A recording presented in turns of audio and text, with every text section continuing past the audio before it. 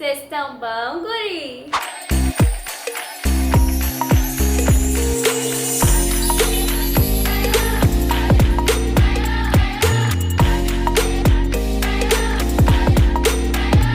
Hello, meus amores! Tudo bem com vocês? Pra quem não me conhece, eu sou a Bia Matos e se você não é inscrito, não esquece de já se inscrever e ativar o sininho pra receber a notificação de vídeos novos todos os dias.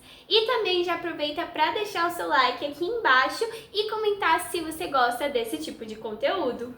E no vídeo de hoje eu vou te contar tudo sobre as maiores revoltas do período regencial do Império Brasileiro. Um período muito importante e muito marcante da nossa história, numa série de episódios trazendo muitas curiosidades e fatos sobre essas revoltas. E nesse primeiro episódio a gente vai falar sobre a Farroupilha. E gente, que nome é esse? Farroupilha me lembra coisa velha, assim, o resto, sabe aquela roupa rasgada que você usa pra ficar em casa? Coitado, foram pobres pra guerra. Então bora pra mais um vídeo, porque ele tá demais! Vamos, amores, já estou aqui com o meu tablet em mãos pra falar tudo sobre essa série de acontecimentos importantes. Eu fiz um baita resumão aqui desse conteúdo, porque ele é um pouco extenso, e agora eu vou te contar um pequeno resumo sobre o que foi a Farroupilha. Bom, para começar, no dia 20 de setembro de 1835, a gente tem o início da Revolução Farroupilha, ou Guerra dos Farrapos. Essa referência é ligada aos trajes utilizados pelas tropas rebeldes. Ocorrida na então província do Rio Grande do Sul, a rebelião foi a mais duradoura do período imperial brasileiro, se estendendo até 1845, durando cerca de 10 anos. Bom, meus amores, agora a gente vai falar sobre as motivações que levaram a essa revolta a acontecer de fato. Eu dividi ela em 4 tópicos super importantes para vocês não se esquecerem. O primeiro foi o isolamento econômico da província. Bom, durante o Brasil Império, a maior concentração da nossa economia estava na região Nordeste, que é bem distante da região Sul. E de lá eles iam para a região Sudeste, onde ficavam os principais portos e onde ficava a centralização do governo, ou seja, a nossa capital, no Rio de Janeiro. Então, o Sul ficava extremamente isolado em questão a outras partes do Brasil, porque a região Nordeste fica próxima do Norte, fica próxima do Sudeste e do Centro-Oeste, mas fica bem distante do Sul. Para vocês terem ideia, a distância entre o ponto mais alto do Brasil e o mais baixo, ela é muito maior do que, por exemplo, a distância do Brasil para a África, ou seja, uma distância gigantesca. Agora, o nosso segundo ponto super importante é a falta de ajuda na produção do charque. Para quem não conhece, a economia do Sul, antigamente, era baseada basicamente na produção do charque. Para quem não conhece, a região Sul tem um tipo de relevo que ele é bem típico, que são os chamados pampas. É um tipo de relevo que ele não é nem muito alto, mas nem muito baixo, como depressões, e ele tem várias gramíneas. Ele lembra um pouco do nosso cerrado, porque ele tem regiões que são um pouco secas, só que ele costuma ter grama durante boa parte do ano, facilitando assim a criação de gado. Por quê? Por ele não ser tão alto, o gado não tem que andar tanto e ele tem uma boa produção de alimento para esses animais, facilitando assim o cultivo da carne nessa região. E o charque é basicamente essa carne que ela é ressecada para poder ela durar mais tempo. Então, 90% da economia do Rio Grande do Sul, lá em 1800, era baseado no charque e na venda do couro e de pele desses animais. E eles não tinham nenhuma ajuda do Império. Enquanto o Império enviava diversos recursos para a região Nordeste e Sudeste do Brasil para a criação de ferrovias e auxílio dessa produção, já que era um dos fatores primordiais para a economia brasileira da época, a região Sul ficava isolada também economicamente, porque eles não tinham nenhum tipo de apoio. Terceiro motivo, a falta de autonomia política. Durante o Brasil Império, cada província era como se fosse um estado que tinha um presidente que tomava as decisões ali pelo local em nome do império. Esses presidentes não eram escolhidos pela população, então causava muita discórdia. E aí, o Brasil Império selecionou um presidente para a província do Rio Grande do Sul que foi totalmente odiado pela população. Ele não tinha apoio político por nenhum dos deputados da região e também era totalmente odiado pelo povo, trazendo ali uma série de discórdias. Ele queria fazer a favor do Império, mas não a favor da região e do povo, causando assim mais revoltas dentro do coração das pessoas daquela região. E o quarto motivo foi justamente a nomeação desse presidente da província sem apoio. Sem apoio, sem concordância, e sem concordância gera caos. Agora vamos falar das causas. As principais causas que realmente motivaram ao início, ou seja, o pit stop dessa guerra, foram os altos preços dos impostos cobrados no charque. Para ter um título de comparação, a gente pode fazer uma continha matemática básica. Enquanto a carne importada, ou seja, o charque importado de outros países da América Latina, como a Argentina e o Uruguai, tinha um imposto de 12%, o imposto cobrado no charque da própria região, ou seja, do próprio território nacional, era de 25%, o que aumentou ainda mais essa desilusão e essa grande guerra entre ambas as partes.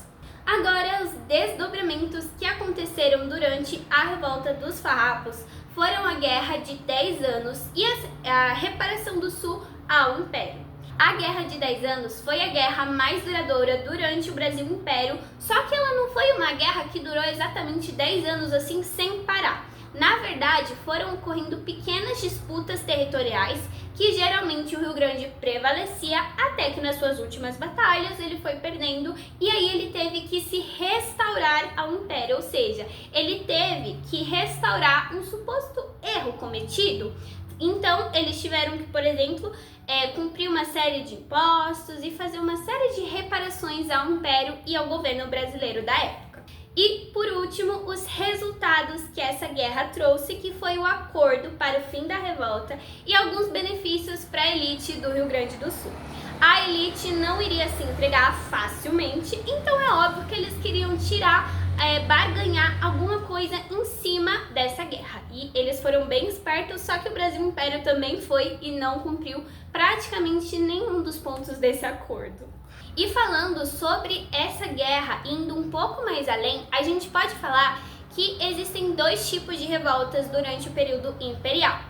O primeiro é as revoltas de caráter abolicionista, ou seja, aquelas que são contra a escravidão e geralmente vêm por parte da população mais pobre e a população principal brasileira, a maioridade, que são escravizados negros, indígenas, pessoas carentes e pobres. E a gente tem o caráter monarquista, ou seja, é só uma revolta da elite que quer mais direitos e quer mais coisas em cima das regiões pobres e da população carente. E agora vamos falar de algumas curiosidades. Primeira delas é a diferença de impostos. Então, os impostos regionais cobrados eram cerca de 25% e os impostos, por exemplo, para o Uruguai eram 12%. As promessas de liberdade descumpridas, do tipo de caráter monarquista, ou seja, ele era contrário ao abolicionismo, e essas promessas descumpridas foram cláusulas ali desse tipo de contrato feito para o fim da guerra, que o Império Brasileiro cumpriu praticamente 2 ou 3, e era uma lista bem extensa. O nome farrapos, que vem de sans-culottes. Sans-culottes eram como eram chamados os franceses, e esse nome é geralmente associado ao farrapo, resto, sobra. Mas os seus grandes líderes revolucionários eram ricos, donos de terras, donos de gado e de muitos peões. Ou seja, a gente associar o nome farrapos a uma guerra, a um tipo de revolução onde a população se rebelou contra o Império, é um grande erro histórico. Porque, apesar do nome farrapos, resto, sobra, o que deu para fazer? O nome não tem nenhum tipo de associação com quem realmente deu o início a essa guerra, que foi a elite brasileira rio-grandense. Em 1836 foi declarada a República Rio-Grandense com capital em Piratini. A cidade de Piratini, foi escolhida devido à sua posição estratégica e ao relevo acidentado da região. Ou seja, além dela ter uma posição estratégica no território, o relevo ajudava bastante a fomentar ainda mais a guerra e eles conseguirem prevalecer sobre o império. Além disso, a sua população era a maior população apoiadora da causa. Para título de curiosidade, hoje a capital do Rio Grande do Sul é Porto Alegre. Só que Porto Alegre era totalmente contra essa revolta. Logo, eles escolheram Piratini para ser a sua capital. E no dia 11 de setembro, o documento oficial foi assinado, comprovando ali que o Rio Grande do Sul seria uma suposta república, o que não durou muito tempo. Sua duração total de guerra foram de 3.466 dias, ou 9 anos e 4 meses. Isso se a gente for contar os dias exatos que aconteceram batalhas frente a frente, porque tiveram alguns períodos que tiveram um pouco de trégua, o que dá mais ou menos ali 10 anos. Em 1829, sociedades secretas começaram a surgir. Uma delas era chamada a Sociedade dos Amigos Unidos, indicando possíveis hipóteses de como o nome surgiu. Essas sociedades secretas começavam a surgir lá em 1829, um pouco antes de fato da guerra começar. Essas sociedades foram muito importantes para garantir que a guerra tivesse um bom começo, ou seja, que o Rio Grande do Sul começasse ganhando a guerra, já que eles conseguiam levar informações secretamente sem que ninguém desconfiasse entre os deputados, entre a elite e os coronéis da época. Agora, falando sobre o fim da revolta dos farrapos, a gente teve um fim mesmo com o Tratado do Ponte Verde, que garantia uma anistia, ou seja, ele perdoava todos os envolvidos da guerra, só que não. E também uma taxação de 25% sobre os charques importados, ou seja, os impostos cobrados entre o charque local e o charque estrangeiro foram os mesmos, valorizando assim o comércio local. E por último, a gente tem a incorporação do Exército Imperial.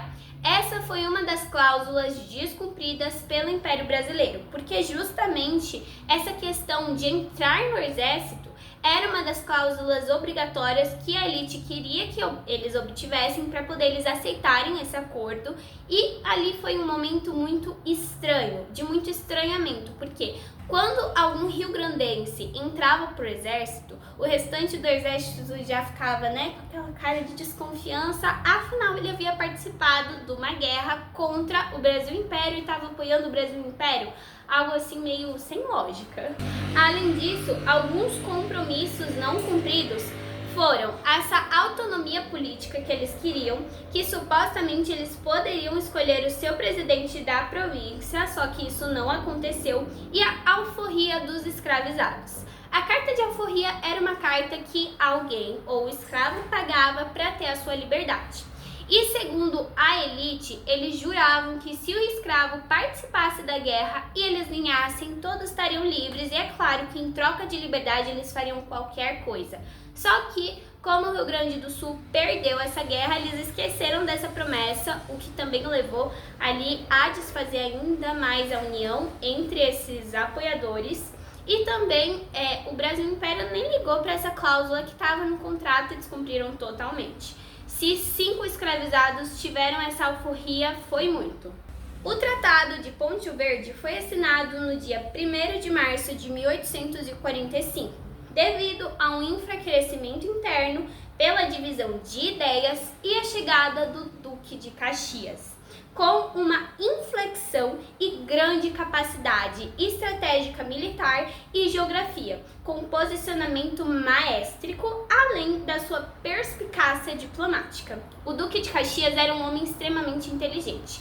Além de entender de questões militares, ele sabia exatamente como atirar, como avançar, como posicionar o exército, qual era o relevo ideal, por onde eles atacariam. Ele também era muito perspicaz. Ele tinha uma boa lábia que convenceu a todas as pessoas daquela região a aceitarem essa carta esse tratado do Poncho Verde para terminar a guerra.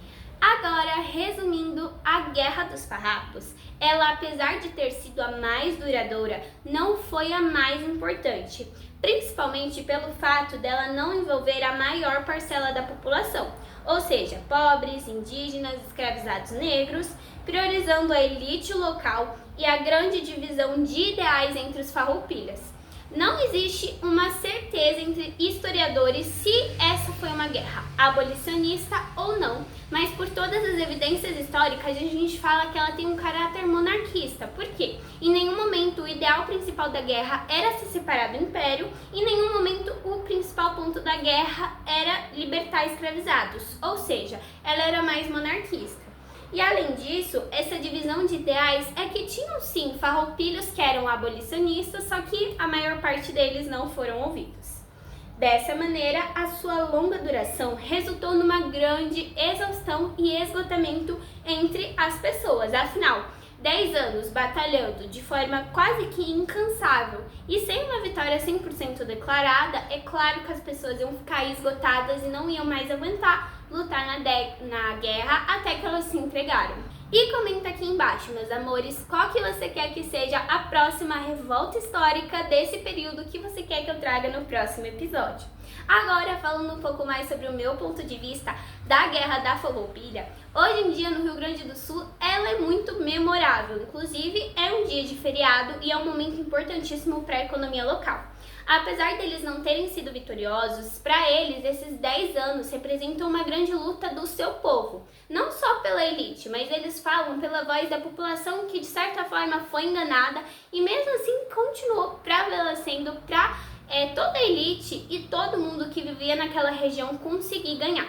Existem diversas revoltas no período regencial e a Farroupilha é uma das minhas favoritas porque eu acho que os momentos principais dela e acontecimentos bem específicos que ocorreram nela são muito interessantes e fazem uma reflexão do quanto que a gente costuma ser enganado com supostos ideais que nunca são cumpridos. Além disso, a gente também pode fazer uma comparação da Farroupilha com o nosso mundo atual.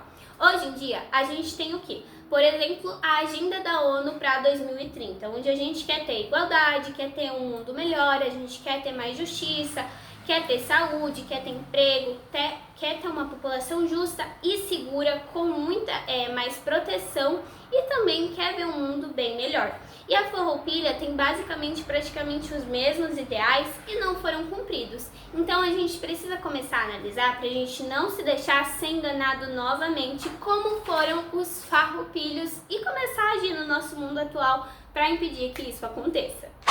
Vamos, amores, esse foi o vídeo de hoje, eu espero que vocês tenham gostado, já deixa o seu like, se inscreve no canal, um beijo e até a próxima!